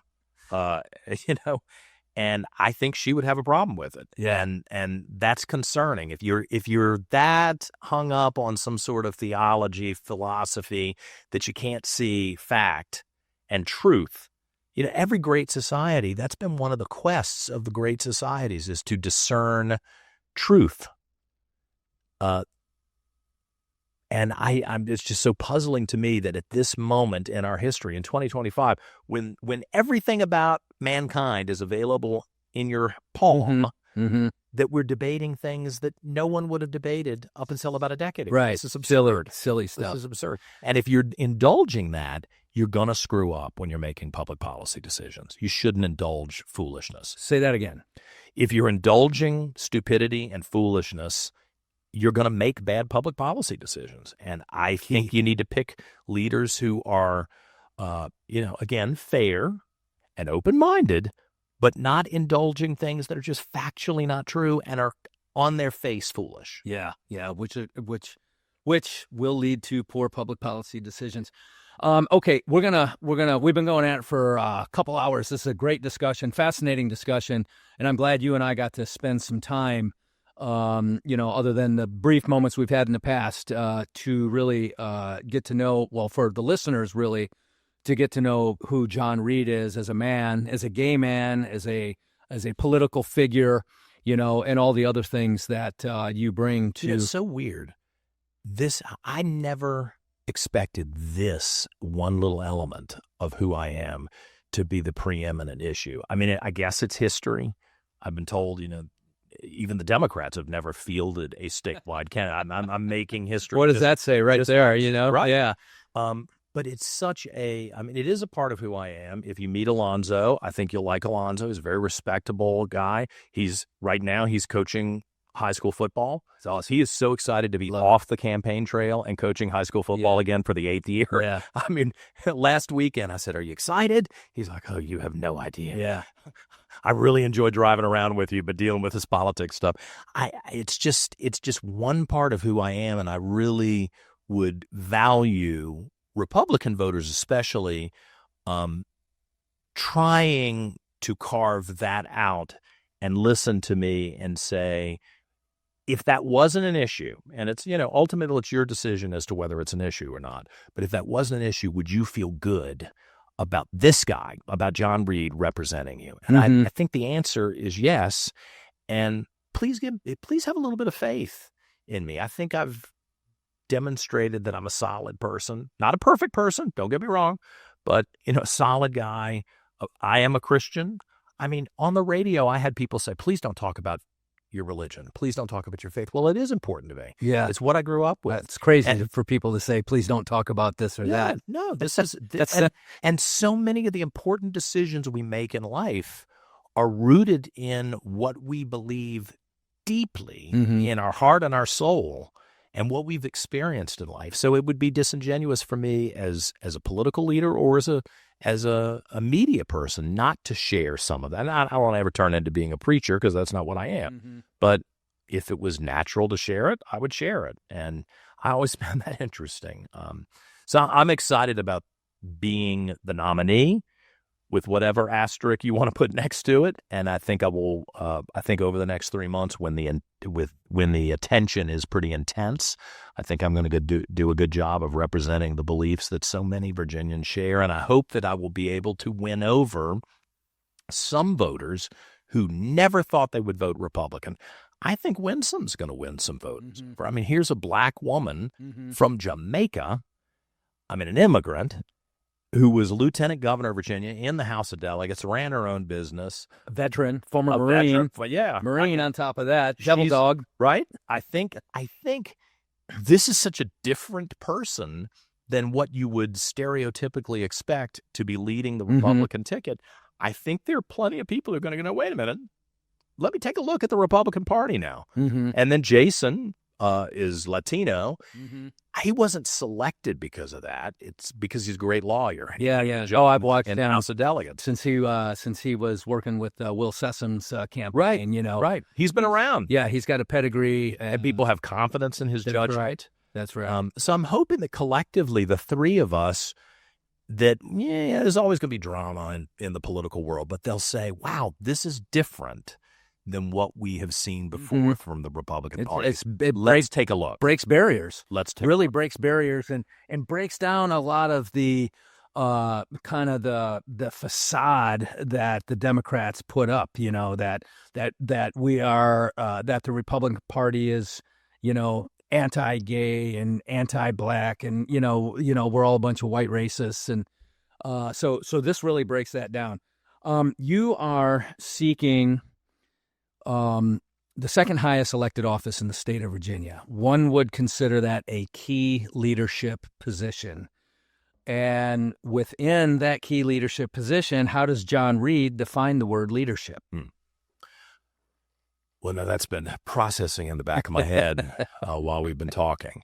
I think when I have found people that I trusted as a leader, I knew that they would work hard, be thoughtful, and in that moment where someone needed to stand up and perhaps be brave or say or do what needed to be done to accomplish the goal, whether that is to survive or whether that is to be profitable or whether that is to get the show on the stage or whatever the end goal is, the leader will step up and do what needs to be done in a thoughtful,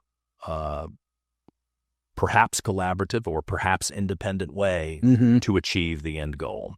And I debated whether people would accept me in this role, not just because of the gay thing, but coming off of being a commentator. Has my life prepared me to stand in front of the people of Virginia and say, you can trust me to be reasonable and responsible and thoughtful and fair? And there was a lot of soul searching before I made this jump. And I looked at some of the other people who have sought public office and thought, no disrespect, I do think I'm on par with them as far as intellect and for sure experience. If you don't think that, you got no business. You got no business running. Yeah, not on par, superior. And I think that, although you don't want to thump your own chest, but I think my life has prepared me at this moment to be thoughtful in a way that perhaps other people can't be, or wouldn't. Maybe that's not right. That to be thoughtful and contemplative in a way that other people might not know to be. And I am 100% sure, and this is probably the biggest thing, if there is a difficult decision to be made or a difficult statement to be said publicly, I will do it. Even if it's painful and it's uncomfortable, and if it hurts people's feelings or makes them mad, that isn't appeasing everyone is not my priority. You can put your emotion aside and say what needs to be said. And winning an election is not my priority. I mean, I want to win right now, but there are things I'm not going to say or do in order to win. Like, I don't want to lie about my opponent. And you heard me saying, even just discussing her bio, don't want to come on this show and tell you something that's wrong. So let me go back. When we finish, I'll go check her bio so that I don't make that mistake again. Yeah, whether or not she was a business owner. Right. Yeah. I want to be fair. Yeah. I want to be honest. There are enough things that are very different between us and judgment points that are very different between us where you're going to have a clear choice on November 4th. I don't need to make it up. Mm-hmm. And she doesn't need to make it up about me. It's going to be, we're going to see who the people will pick. I don't want to be one of those crass politicians who is manipulative and a liar and unnecessarily derogatory to people. And I hope that will instill some confidence in the people of Virginia that if they watch me closely, that I will earn their confidence, and that by November 4th, I'll earn their vote. That's what I hope. Well, I hope you earn the vote as well. I've got one more question. Although I know I've done a great job in guiding this discussion this afternoon. You have. You've been great. I do want to ask you, and this I ask all my guests. This is the kind of final question, which could lead to another, however long it takes. I'm not rushing things at all, but is there something I haven't asked you? Is there a major point, personally, politically? Is there something that you want to share with the listeners that we haven't gotten to throughout this wonderful discussion? Oh, gosh, I think you've actually been better than the paid professional interviewers. We've had a long time to talk through this, but I have felt comfortable sharing things with you. I think I probably overshare a little bit, but that's the nature of being a media person who wants to be authentic with the audience. And not to say that I want everybody delving in every aspect of my personal and private life, but I've been pretty candid with everybody to the point where nothing's a real surprise. Nothing to hide. Nothing to hide. Yeah, and I think that's the only way, if you're going to do this kind of job, whether it's in the media or whether it's in politics, you kind of have to approach it that way. Okay, so, for sure. Yeah. I feel good about it. Thank you for giving me a chance. Hey, how can people donate to your campaign? How can they contribute? How can our listeners, assuming they really enjoyed this discussion and want to support you, That's big assumption. But, do you know Elon Musk? Because right now, my opponent just got $1 million from the Democrats in D.C. Okay. $1 million. That's crazy. Outside money outside the state, $1 million. Yeah. So that's huge. Yeah. And, people don't know where that money is. She doesn't get to just have champagne dinners.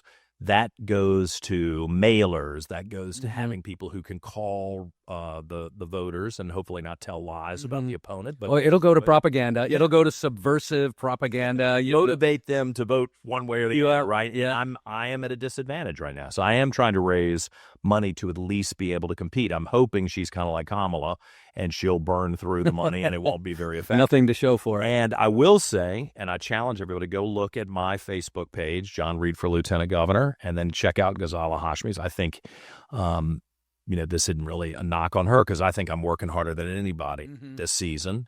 That is by design. I quit my job. If I'm going to do this, I'm going to do it all out, full throttle from the day I started till November 4th is my intention. I've taken no days off, and I'm planning on not taking any days off. But if you look, I'm really deliberately trying to go to all parts of the state, including parts of the state that people normally skip. All my advisors said, don't go to Tangier Island. Don't go to Eastern Shore. There are not enough voters over there. And I said, no, that's the point. We go to the places that everybody else skips and make sure that the 468 voters there see me show up and shut up and listen to what their issues are. And I think that counts for them. And I think it will also be symbolically important to the rest of the state to say, this is a guy who's not just going to hang out in Northern Virginia where the, 2 million voters. Yeah. And with the rich people and there's more money and there's more voters up there. So you could run your whole campaign and stay in Northern Virginia and, bounce back and forth between Northern Virginia and Virginia Beach, back and forth. Yeah. Back and forth. But that leaves a huge the geography of the state uncovered. And you have to show respect to the people who grow your food. For sure. And who raise the cattle and who have been a part of the tradition of Virginia and who've hit hard times in some places. Go talk to them and find out what they care about. And so I'm trying to do, I don't know that I'm going to match her dollar for dollar. In fact, I would bet that I won't. but I'm going to outwork everybody. Everybody. I'm going to even outwork my own teammates. That's how I am. And I'm hoping that still counts.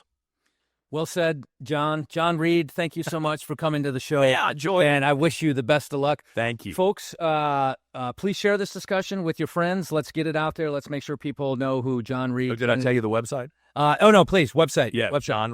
JohnReid4Virginia.com, all spelled out REID, JohnReid4Virginia.com. JohnReid4Virginia.com. Visit the website and visit John Reid for Lieutenant Governor on Facebook and X. And, okay. Almost every one of the media platforms, I've got pictures and yeah. So visit all that. Get to know the candidate. You got to go beyond the news and the headlines and a lot of the propaganda. Yeah, you got to do your own research, and that's just the way it is. It's how we do it when we send our kids to a school, whatever. Also, RobertPizzini.com. Visit RobertPizzini.com, where you can find all the episodes. I'm on Spotify. Those are all on RobertPizzini.com. I'm also on YouTube. Elevate Your Leadership is the name of the podcast. So you'll find, look for my YouTube channel, Elevate Your Leadership, and you can see the in-studio version of these wonderful discussions that we have. And you can also see some other events. So Elevate Your Leadership, we use iFly Virginia Beach, the wind tunnel at iFly as a team-building tool. And then we facilitate wonderful discussions. It's called Elevate Your Leadership. Our next big event is coming up in September. Click the events tab at robertpizzini.com to learn more. And I hope to see everybody at iFly Virginia Beach soon. Have a great day. Thank you, John. Yeah, thank you. Thank you for listening to the Elevate Your Leadership podcast. To contact Bob directly or to learn more about how Bob can advance you and your organization through leadership training, team building, executive coaching, and public speaking, visit robertpizzini.com. Robert, Pizzini.com, and connect with him on LinkedIn.